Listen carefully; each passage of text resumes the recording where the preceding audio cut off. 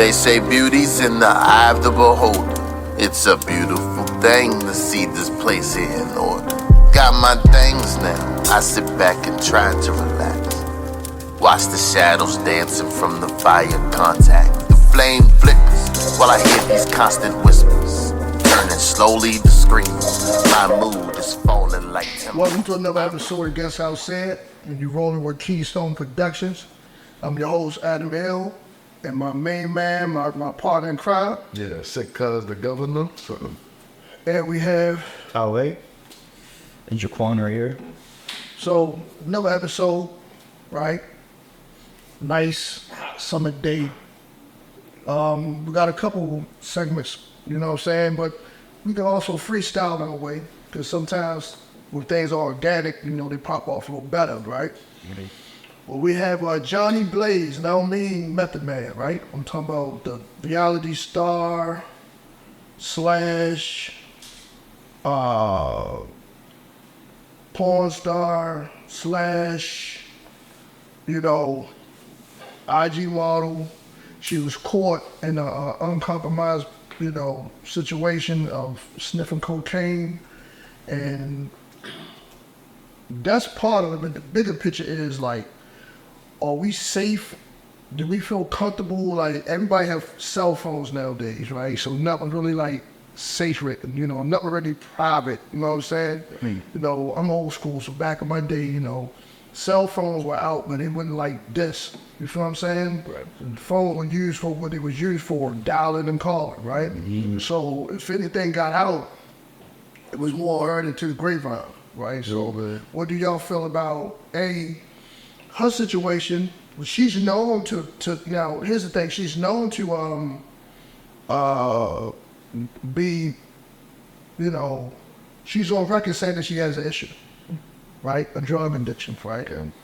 But do y'all think it was like low blow for somebody to record her in that position about her knowledge and then put it out on the internet just to get views or whatever the case may be? So, and what do y'all think about, is a two-part question, what do y'all think about the drug epidemic towards black people nowadays, and specifically our black women, right? Mm-hmm. And how do y'all feel about today's technology as far as privacy with phones and stuff like that? And do we tell people, you know, when you had gatherings or whatever, you know, cut your phones off and put your phone in the bucket? You know, sometimes they don't help sometimes, because somebody probably have a phone in their sock or whatever. Right. You know what I'm saying? So I start with you, go. What you think about the whole situation? Well, the first thing I would think is, whoever did it is our friend. You know what I mean? If you caught anytime, anybody can get caught doing anything at any given point in time. We all human beings, and we all have weaknesses, and there's things that we like, but we shouldn't like. Everyone has a certain vice, you know what I mean? So, given that, if you was a friend to the person, there's one thing that if you pull the person to the side, look, you're killing yourself. This is dangerous. I'm not gonna put you out there. A friend not gonna put you out there like that. Now, as far as just this whole epidemic, it used to be like the drug abuser used to be male, largely. You hear about the women on occasion, but you'd always hear about the alcoholic father or the drug, you know, he's out in the streets doing all this and that and the third. But just the fact that this epidemic is now where you're catching a lot more women in this whole thing is very troubling, because they're the ones that rears children, you know. Do you think there's like set up? Do you think that it's like purposely set up to have more women on drugs than men? Because, you know, women are like they're the carriers of life, right? So if their vessel is not, you know, presentable up to par, then, you know, and they're the first teacher of the child. So is it designed for both women? I don't know the statistics, but is it, we just going by what we're seeing, right? And what we see, right? So is it designed for women to be more of the poster child for drug abuse? Like the glorification of it? Right? So what do you think? Is like, it's that's a coincidence, or do you think they set it up that way? Right. There's probably a combination of two things, because, you know, like you got, if you go back in time, there's like throughout history, you get periods where there's a tightening down regulation, you can't do anything, and then there's a rebellion against that. You got to be free. So you got this whole thing against that. They got for repressive regimes, and then there's too free. So you go in between the two. So right now, what happened was, well, not right now, but what happened over the last, say, 50, 60 years or so, all the morals are loosening and lightening up. Just lightening up. Just let it be free. Let it be free. But the process with that, I think a byproduct is when everything is too free, responsibility goes out the door too. So kids are getting caught up in this. We all having fun, but then kids are getting made. You know what I mean? So, what you think? See, I don't know. I think, like, for me, like, especially when it comes to, like, drug use, I don't know if it's so much set up, but I think it, like, points to, like, a bigger problem societally, and especially with the younger people. Like, I think we're, like, I guess for my age and Quan's age and so on and so forth, we see, like, the problems that's happening around, like, economically things are bad, socially things are bad, environmentally things are bad, and I think a lot of the times this is the way that people are coping. And I think, unfortunately, our music doesn't help to curb it. Like, our music promotes it in its fullness, but I think it's just there's a deeper issue. I don't know what that issue is, but there's a deeper issue societally, and I think that's how people are coping nowadays. Women and men, and it affects all of us at this point.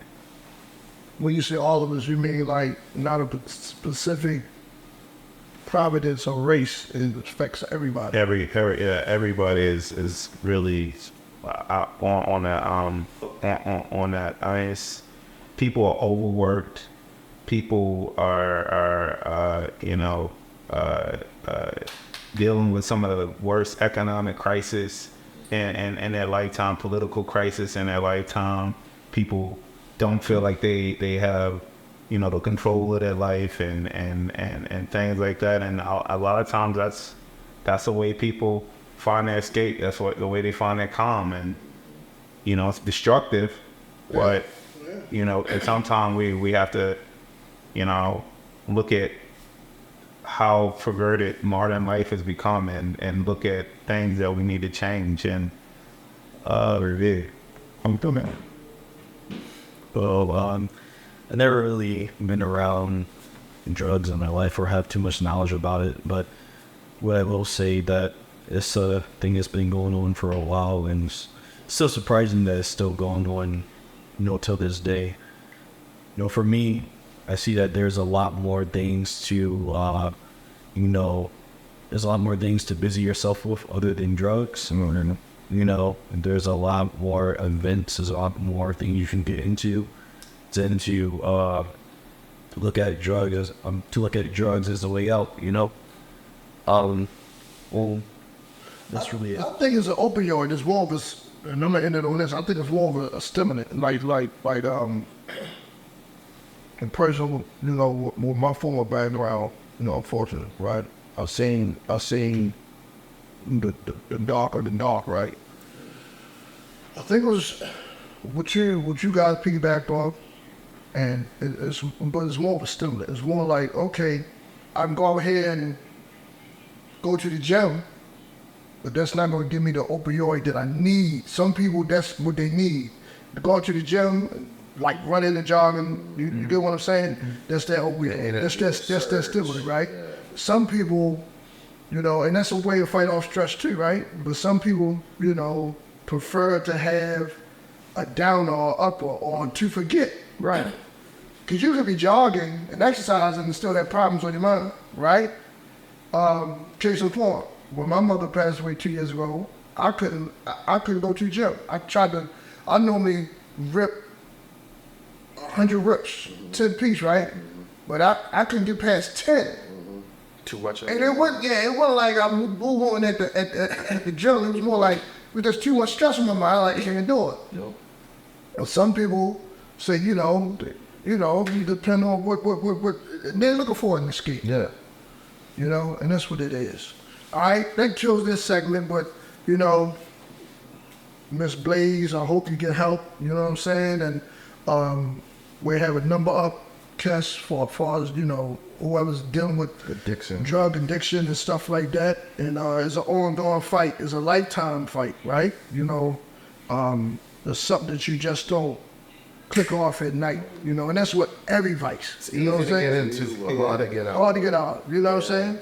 And it shouldn't not be looked down and judged on, you know, because like you said, everybody has a vice, right? Right. So it shouldn't be looked down on and seen ill, you know, and she can get a lot of flack on IG and stuff like that, on social media, a lot of criticisms and stuff like that. So that's not Yeah. And especially like if you come from a background where you haven't learned healthy coping tools and you haven't learned to talk about your problems, drugs is the first thing that's available. It's all around you. You see it on TV. Your friends have it. Your family have it. And that's one of the first things that you'll go to. So someone who may have grown up with a two-parent household or who might have had, you know, the counseling that they need may make better choices. Right. But the person, you know, the other people who are trying to cope with the insanity of modern life, first thing that might be available to them is drugs. Yeah.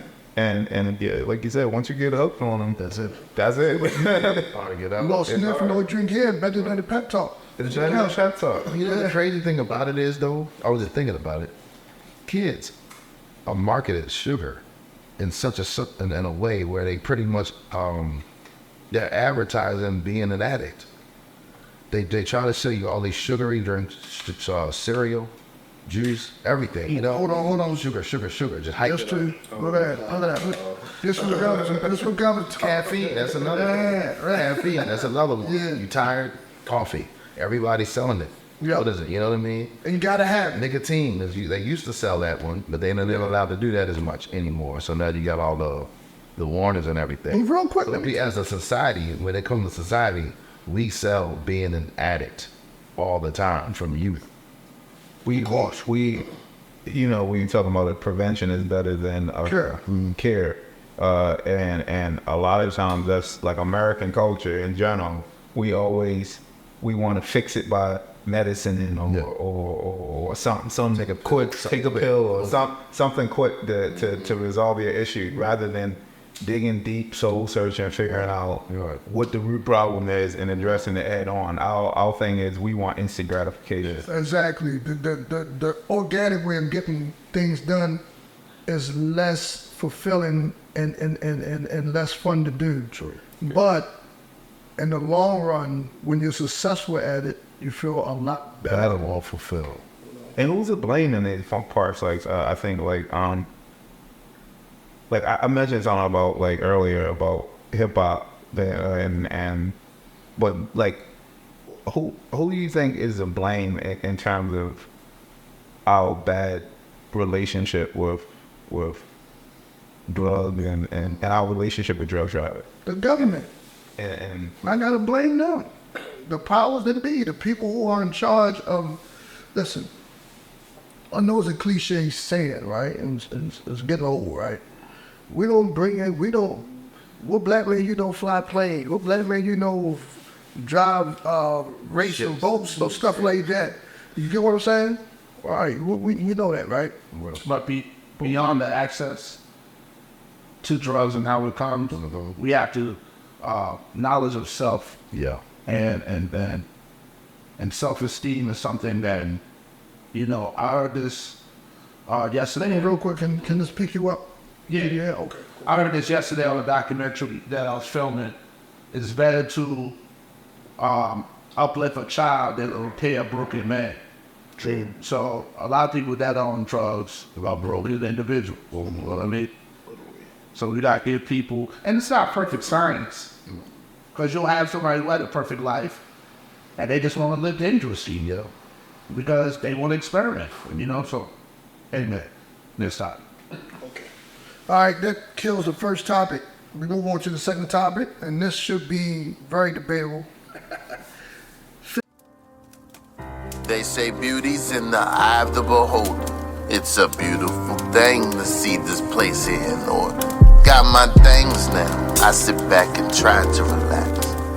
Watch the shadows dancing from the fire contact. The flame flickers while I hear these constant whispers, turning slowly to screams. My mood